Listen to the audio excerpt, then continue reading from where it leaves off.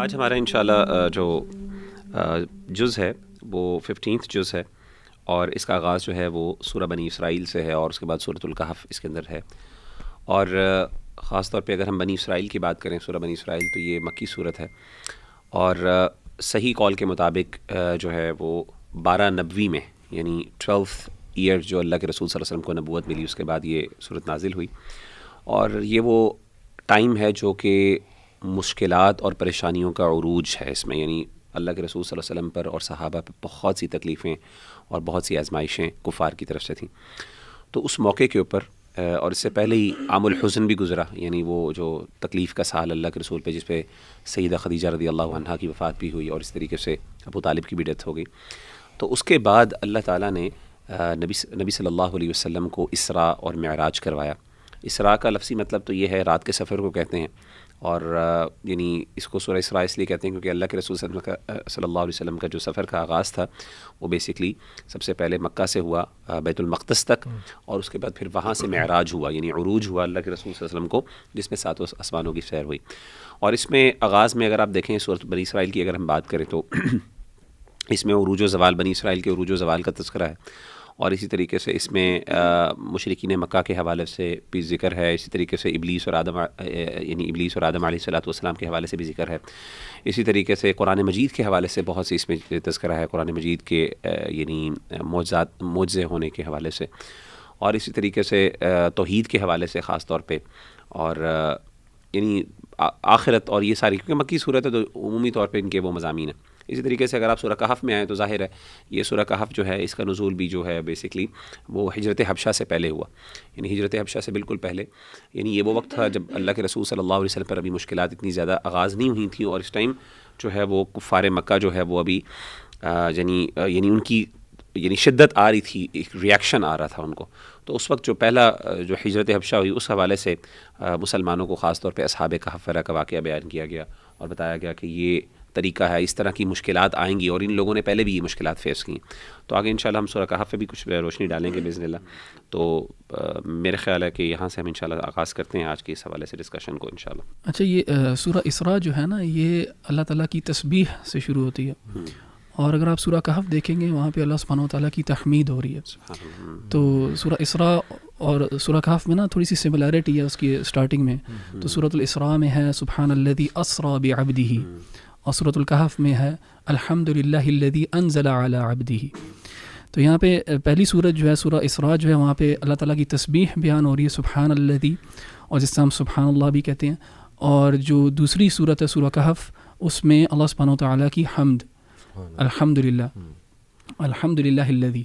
تو یہاں پہ نا میں یہ 2 ورڈز جو ہیں ان کا جو میننگ ہے نا وہ شیئر کرنا چاہوں گا، کیونکہ وہ یہ اکثر ہم یوز کرتے ہیں دونوں ورڈز سبحان اللہ الحمد للہ، لیکن شاید ان کے معنی پہ غور نہیں کرتے، اور جب تک ان کا معنی نہیں پتہ ہوگا تب تک جو ہے وہ انسان اپنے دل سے جو ہے نا یہ الفاظ ادا نہیں کر سکے گا.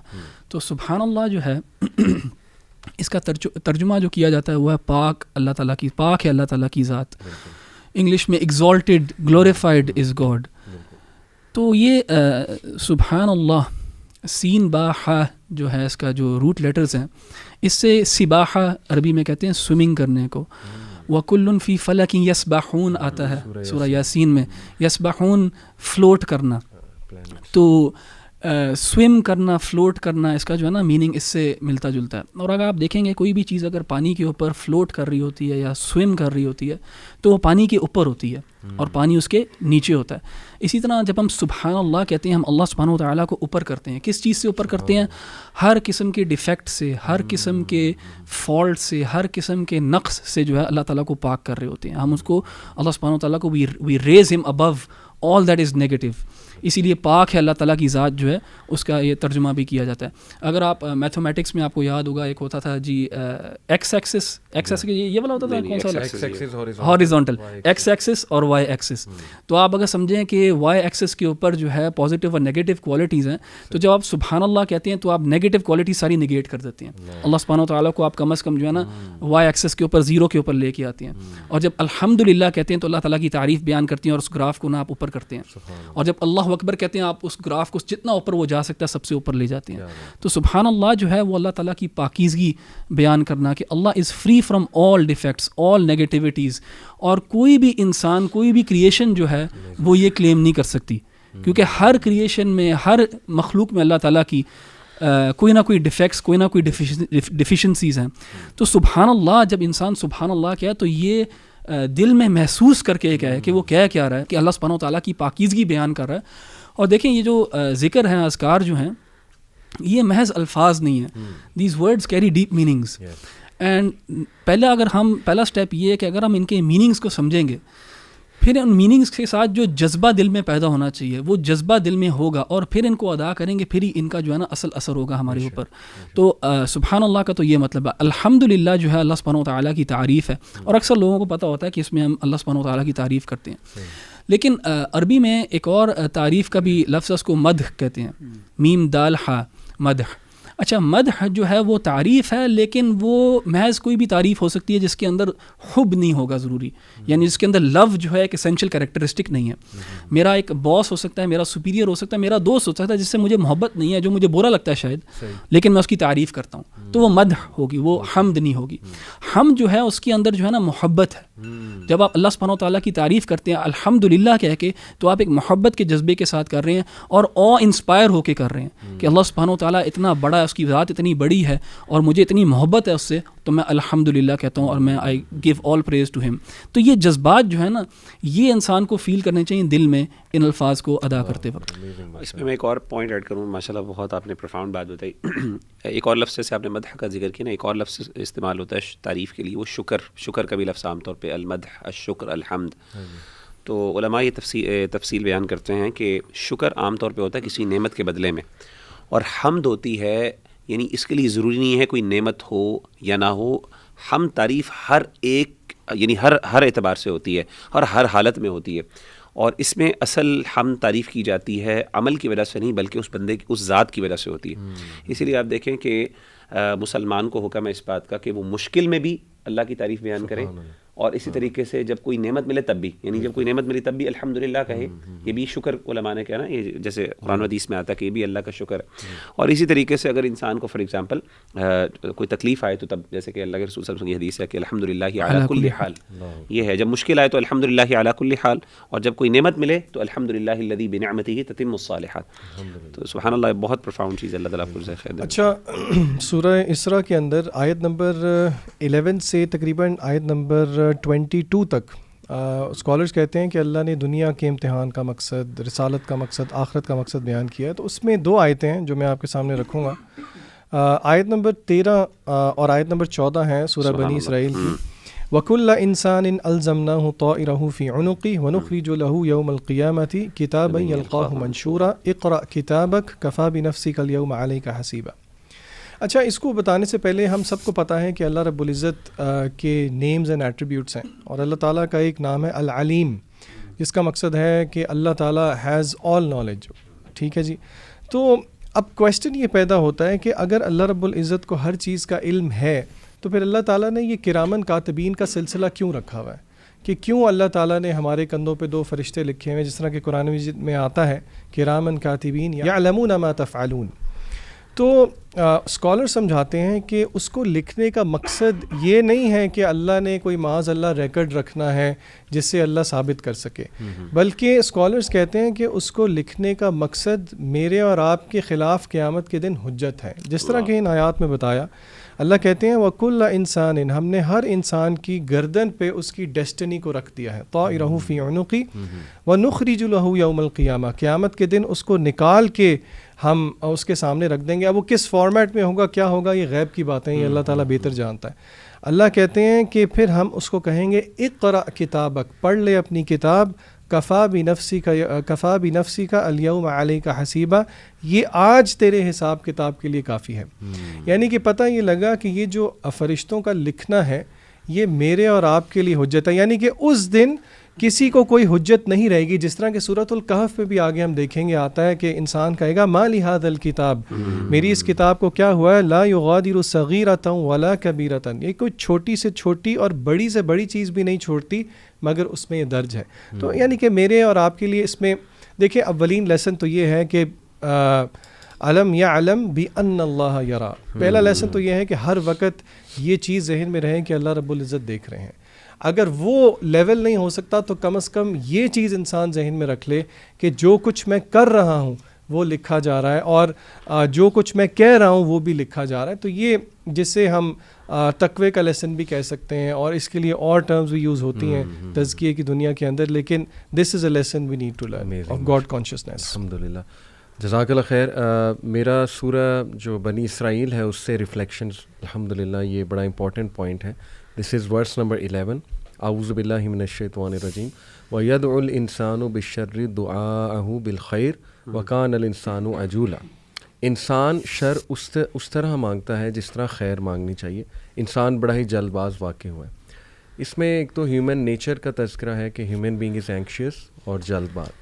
میں اس پہ ایک تو وہ جو ٹریڈیشنل آرتھوڈاکس تفسیر ہے وہ کیا ہے وہ انشاءاللہ آڈینس کے سامنے رکھتا ہوں. دیکھیے, ایک تو اشارہ کفار مکہ کی طرف ہے کہ they use to ask for عذاب. وہ اللہ کے نبی صلی اللہ علیہ وسلم کو للکارتے تھے کہ لے آؤ, کدھر ہے عذاب جس کی تم ہمیں دھمکیاں دے رہے ہو, یعنی قرآن مجید جو کہہ رہا ہے وہ لے آؤ. اس کا مطلب کہ دے ڈونٹ ایکچولی نو کہ وہ عذاب ہے کیا, اور وہ کیا مانگ رہے ہیں یہ انہیں بھی نہیں پتہ.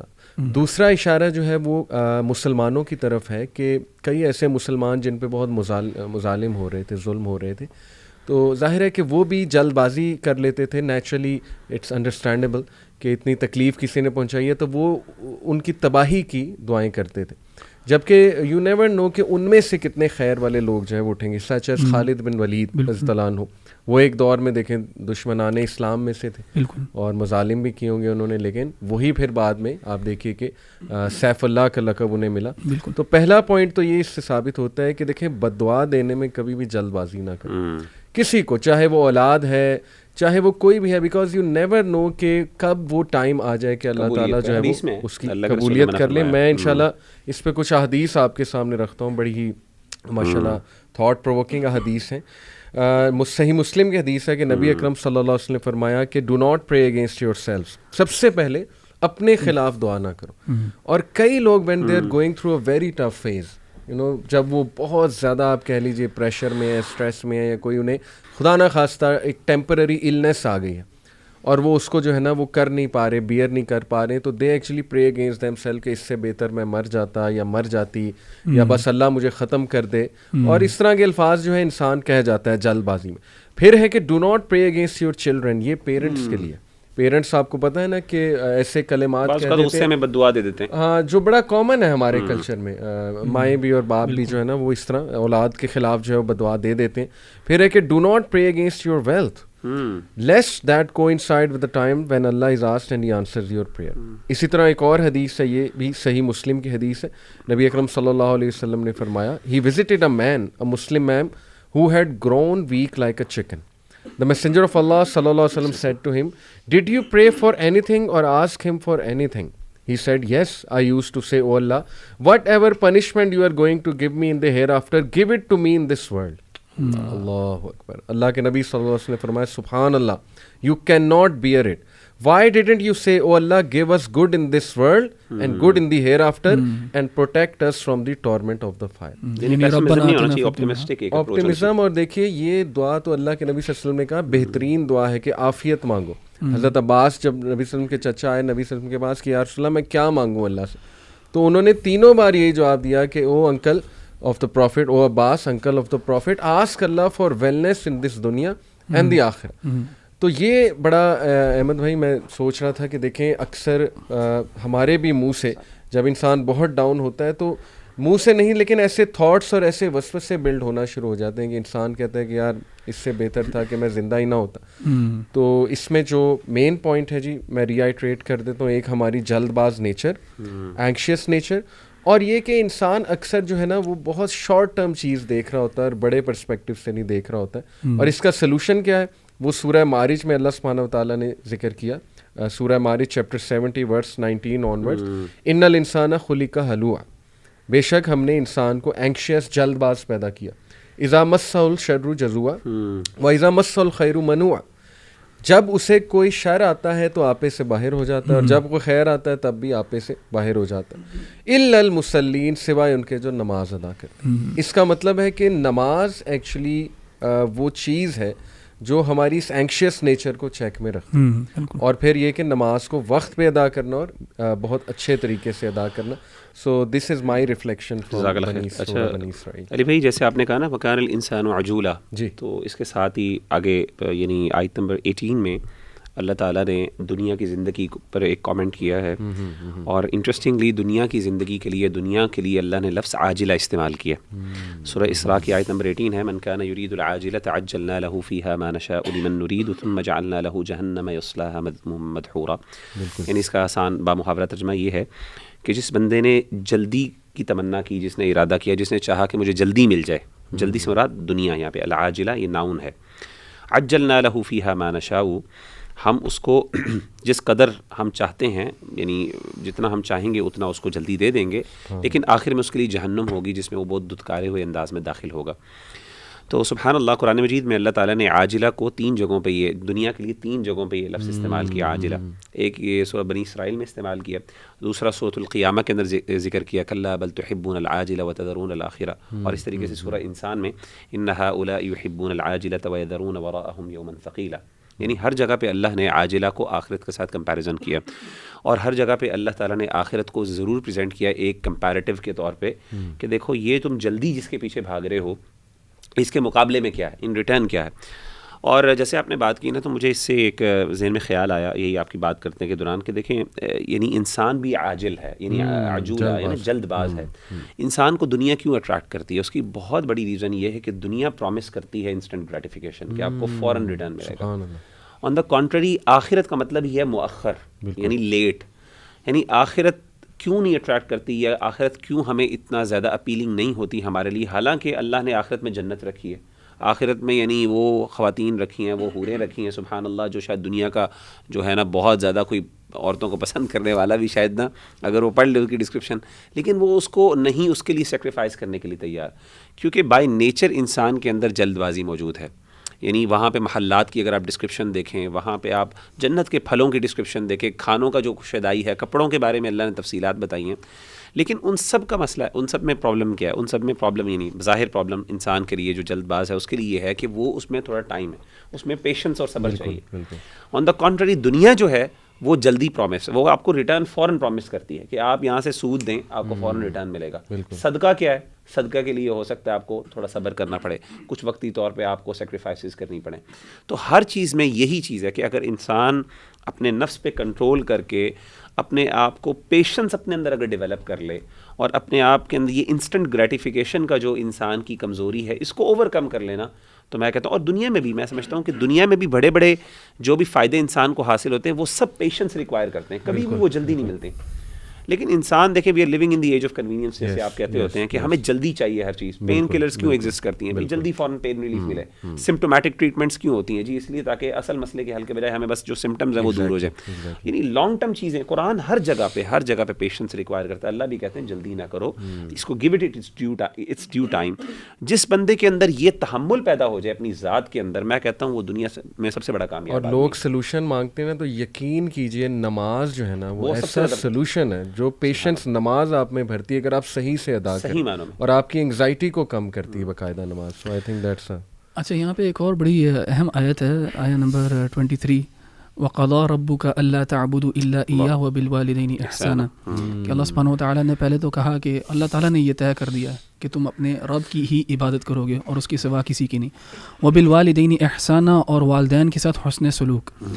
اینڈ قرآن میں جگہ جگہ، this is not the only place, اور جگہوں پہ بھی اللہ سبحانہ وتعالیٰ نے جہاں پہ اپنا رائٹ مینشن کیا ہے کہ Allah is the only one deserving of worship, وہاں پہ انسانوں کو کہا ہے کہ تم نے اپنے والدین کے ساتھ بھی حسن سلوک کرنا ہے، یعنی اچھا برتاؤ کرنا ہے۔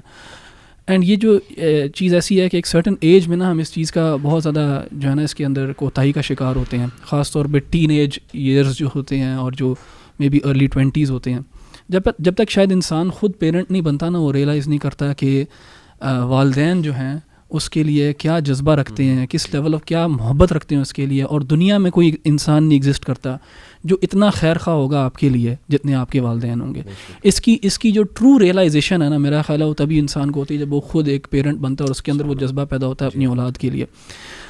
لیکن یہاں پہ یہ بہت امپورٹنٹ ہے مینشن کرنا اپنے نوجوانوں کے لیے, اور میں اپنے اسٹوڈنٹس کے ساتھ بھی یہ چیز مینشن کرتا ہوں کہ والدین اگر آپ کو فیل بھی ہوتا ہے, خاص طور پہ جو ہمارے بھائی اور بہنیں جو ہیں جب وہ دیندار ہوتے ہیں نا, ان کا ماں باپ کے ساتھ ریلیشن شپ بڑی جلدی خراب ہوتا ہے. کیوں؟ کیونکہ وہ سمجھتے ہیں کہ اب میرے دین میں جو پروگریس ہے اس کی رکاوٹ جو ہے نا وہ میرے والدین بن رہے ہیں, یا کیونکہ والدین کا ایک طور طریقہ ایسا رہا ہے جس سے اب میں ڈس ایگری کرتا ہوں تو ایک وہ فرکشن کریٹ ہو جاتی ہے. اینڈ بہت دفعہ ایسے ہوتا ہے کہ جو معاملات اللہ سبحانہ و تعالیٰ کے ہاں فروعی ہیں یعنی سیکنڈری ہیں, یعنی جو اتنی پرائمری امپورٹنس نہیں رکھتے دین کے اندر, ان کو بجا لانے کے لیے اس چیز کے اوپر کمپرومائز کر دیا جاتا ہے, اینڈ اس چیز کو جو ہے نا توڑ دیا جاتا ہے اللہ تعالیٰ کے ہاں. یعنی کس چیز کو؟ والدین کے ساتھ حسن سلوک, جس کو اللہ تعالیٰ نے اپنے رائٹ کے بعد اس پرائیورٹی لیول کے اوپر رکھا ہے. اینڈ دین کی جو سیکنڈری میٹرز ہیں ان کو بجا لانے کے لیے نوجوان جو ہیں والدین سے لڑ پڑتے ہیں, گھر والوں کے ساتھ پرابلمس کر دیتے ہیں. اس کی مثال میں فار ایگزامپل آپ کی اجازت سے دوں, جیسے فار ایگزامپل اسٹڈیز ہیں, ماں باپ کہتے ہیں کہ ٹھیک ہے کہ تم دین پڑھ رہے ہو لیکن بیٹا ابھی اپنی ایجوکیشن اپنی ڈگری کمپلیٹ کر لو, لیکن وہ ریئیکشن میں آگے کیا کریں گے کہ اس چیز کو چھوڑ کے جو کہ وہ کہیں گے نہیں جی ہم نے اپنی ایجوکیشن بھی چھوڑ دی اور جا کے کسی مدرسے میں بیٹھ گئے یا حفظ شروع کر دیا, اور اس کو کرنے کے لیے اپنی ذیل کے اندر. ہاں بالکل, یہ بہت اچھی ایگزامپل ہے, اور یہ ایک ایسی پریکٹیکل ایگزامپل ہے. آئی ایم شیور آپ لوگوں کے پاس بھی بہت زیادہ لوگ آئے ہوں گے اس طرح کے. ہمارے پاس پیرنٹس بھی آتے ہیں, پیرنٹس آ کے کمپلین کرتے ہیں. پیرنٹس کے لیے یہ ایک پریشانی کا باعث بن جاتی ہے کہ ان کا بچہ جو ہے نا دیندار ہو گیا بہت زیادہ, کیونکہ وہ ایک ایسی اس نے لائن چوز کر لی جو امپریکٹیکل اور امپریگمیٹک ہوتی ہے, اینڈ وہ اس کو دین سمجھ کے کر رہا ہوتا ہے, اور وہ بیچارہ کیونکہ دین میں نیا ہوتا ہے تو وہ یہ پرائرٹی سیٹ نہیں کر سکتا. تو میں تو ہمیشہ اپنے اسٹوڈنٹس کو یہی ایڈوائز کرتا ہوں کہ والدین کا جو ہے نا جو حکم ہے وہ سب سے اوپر ہے. اینڈ اگر تمہیں فیل بھی ہوتا ہے کہ یہ اللہ تعالیٰ کے خلاف جا رہا ہے, تم نے پھر بھی ماننا ہے. اینڈ اگر پھر بھی تمہیں تکلیف ہو رہی ہے اس چیز سے اور یہ ریکنسائل نہیں کر سک رہے, پھر کسی عالم کے پاس جاؤ, کسی اسکالر کے پاس جاؤ, اسے کہو یہ میرے والدین کہہ رہے ہیں اور یہ میں اللہ کے دین کو ایسے سمجھ رہا ہوں. وہ جب تک تمہیں نہیں بتائے گا نا تب تک آپ نے آگے قدم نہیں اٹھانا. اور میں احمد بھائی اپنے اسٹوڈنٹس کو اس طرح بتاتا ہوں کہ دیکھو ٹالرنس کے سب سے زیادہ حقدار تمہارے ماں باپ ہیں, صرف یہ پوائنٹ ذہن میں لے آیا کرو, اینڈ دیٹس اٹ. یعنی تم باس کی جھڑکیں کھا لیتے ہو, ٹالرنس شو کرتے ہو, دوستوں کی جھڑکیں کھا لیتے ہو, ان سے اختلاف میں ٹالرنس دکھاتے ہو, تو پیرنٹس کے معاملے میں نمبر 1 پیرنٹس ہیں ٹالرنس کے حوالے سے. تو آئی تھنک کہ یہ بڑا اچھا فارمولا. بالکل, اور اسی آیت میں آگے کہا نا کہ وَإِمَّا يَبْلُغَنَّ عِندَكَ الْكِبَرَ أَحَدُهُمَا أَوْ كِلَيْهِمَا أَوْ كِلَاهُمَا فَلَا تَقُل لَّهُمَا اُف, کہ اگر وہ بڑھاپے کی ایج تک پہنچ جائیں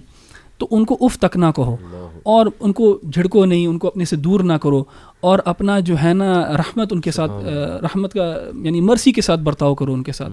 اینڈ پھر یہاں پہ ان کے لیے دعا کرو, رب ارحمہما کما ربیانی صغیرا, کہ اے میرے رب ان کے اوپر رحم فرما اپنا, کیونکہ انہوں نے مجھے پالا پوسا, مجھے بڑا کیا. جس میں میں ایک حدیث آپ کے ساتھ جلدی سے ذکر کر دیتا ہوں رمضان المبارک کے حوالے سے, جو اس سے ریلیونٹ ہے ماں باپ کے حوالے سے. اللہ کے رسول صلی اللہ علیہ وسلم کی مشہور حدیث اس میں آپ صلی اللہ علیہ وسلم جب ممبر پہ تشریف رکھنے لگے اور آپ نے پہلا قدم رکھا اور آمین کہا اور جبریل آیا, تو اس ٹائم آپ نے جبریل نے آ کے اصل میں بد دعا دی تھی, اور جس پہ اللہ کے رسول نے آمین کہا. اس میں 3 چیزیں تھیں. اس میں ایک تو یہ تھی کہ جو بندہ رمضان المبارک اس کو زندگی میں ملا فلم یغفر له, اس کی مغفرت نہ ہوئی, یعنی رمضان ناراض ہو کے چلا گیا اور اپنی مغفرت نہیں کروا سکا. دوسرا وہ تھا کہ جس کو اس کی زندگی میں والدین اللہ نے عطا کیے اور وہ ان کی خدمت کر کے جنت میں نہ داخل ہو سکا, وہ بھی یعنی وہ بندہ جو ان کی خدمت کر کے ان کو راضی نہ کر سکا تو وہ بھی دخل فی النار, وہ جہنم میں آیا. اس کو بدترین یعنی دعا کرنے والے جبریل ہیں, آمین کرنے والے نبی صلی اللہ علیہ وسلم. سبحان اللہ, یہ بہت ریلیونٹ چیز ہے اس سے متعلق. اچھا, ایک آیت جو کہ خاص طور پہ نوجوانوں کے ساتھ اس کو خاص نہیں کرنا چاہیے, مسئلہ تو یہ ہر ایک کی عمر میں ہی ہو سکتا ہے. اللہ رب العزت نے آیت نمبر 32 میں, آیت نمبر 32 میں بنی اسرائیل میں کہا وَلَا تَقْرَبُوا الزِّنَا إِنَّهُ كَانَ فَاحِشَةً وَسَاءَ سَبِيلًا. کافی چیزیں ہیں, ایک تو 3 چیزیں میں اس آیت کے متعلق بات کروں گا. پہلی بات تو جو ہر دفعہ اسکالرز کہتے ہیں کہ دیکھیں یہاں پہ اللہ نے یہ نہیں کہا کہ آپ زنا نہ کریں.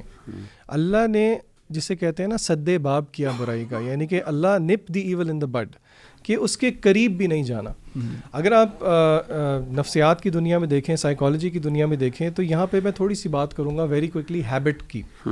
ہیبٹ کو سائیکالوجسٹ ایکسپلین کرتے ہیں 3 چیزوں میں. وہ کہتے ہیں جی کسی بھی چیز کی عادت چاہے اچھی ہو چاہے بری ہو، اور وہ 3 چیزیں ہوتی ہیں اگر آپ نوٹ کریں. سب سے پہلے اس کا کوئی کیو ہوتا ہے یا کوئی ٹریگر ہوتا ہے جس کی وجہ سے آپ اس کے قریب جاتے ہیں. پھر اس کے بعد وہ سارا پروسیس ہوتا ہے and then it is the reward at number 3. تو میں حیران ہوتا ہوں کہ اسکالرز نے، ابن قیم رحمہ اللہ نے خاص طور پہ جس طرح دعویٰ کیا کہ شریعت کے اندر بالکل اس مسئلے کا حل موجود ہے. اگر کوئی شہوات کے ہاتھوں بالکل بے بس ہو گئے تو شریعت اس کا جو ہے نا وہ حل دیتی ہے.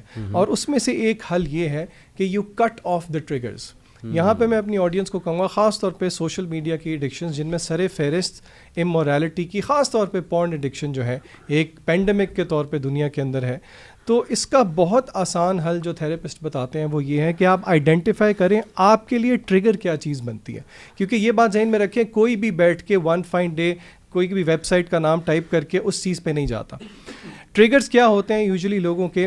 یا تو وہ نیٹ فلکس ہوگا، یا تو وہ کوئی یوٹیوب ویڈیوز ہوں گی، انسٹاگرام کی ریلز ہوں گی، فیس بک کی ریلز ہوں گی. تو اگر آپ واقعی چاہتے ہیں کہ آپ اپنے آپ کو اس برائی سے دور کریں تو you have to get rid of these triggers.